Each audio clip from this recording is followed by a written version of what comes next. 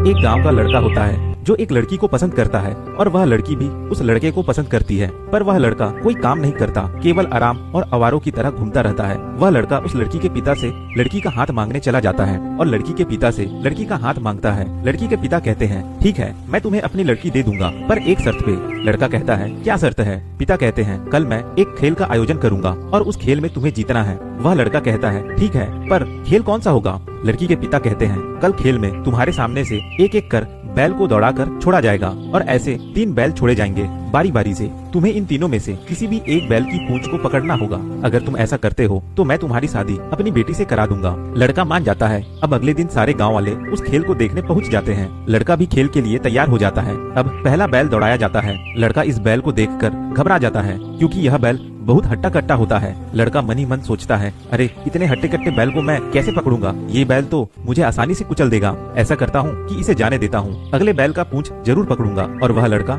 इस बैल को जाने देता है। अब दूसरा बैल भागते हुए आता है। वह लड़का इस बैल को भी देखकर घबरा जाता है क्योंकि इस बैल की बड़ी बड़ी सींगें होती है। वह लड़का मन ही मन सोचता है, इस बैल की तो बहुत ही बड़ी सींगें हैं, इसकी सींगों से तो मैं जख्मी हो जाऊंगा। ऐसा करता हूँ, इसे भी जाने देता हूँ, शायद अगला बैल इन दोनों बैल से कमजोर हो। यह सोचकर वह लड़का इस बैल को भी जाने देता है। अब तीसरा बैल भागते हुए आता है, जिसे देख लड़का खुश हो जाता है क्योंकि यह बैल बड़ा ही दुबला पतला होता है। जैसे ही वह बैल पास आता है, लड़का उस बैल की पूंछ पकड़ने की कोशिश करता है, पर वह यह देखकर हैरान हो जाता है कि इस बैल की तो पूंछ ही नहीं है। वह लड़का दुखी मन से अपना सर झुका लेता है। उसी समय लड़की के पिता आकर कहते हैं, मैं तुम्हारे हिम्मत और मेहनत की परीक्षा ले रहा था, जिसमें तुम असफल हुए। तुम्हें 2 बार मौके मिले, लेकिन तुमने उसे ऐसे ही जाने दिया, यह सोचकर कि जब सही समय आएगा तो काम करूंगा। ऐसा हमारी जिंदगी में भी होता है। हम भी छोटे छोटे मौके और छोटे छोटे कामों को यही कहकर टाल देते हैं कि जब बड़े अवसर आएंगे या बड़े काम होंगे तभी काम करूंगा, जबकि इन्हीं छोटे छोटे अवसरों का फायदा उठाकर और छोटे छोटे कामों को कर हम बड़ा बनते हैं।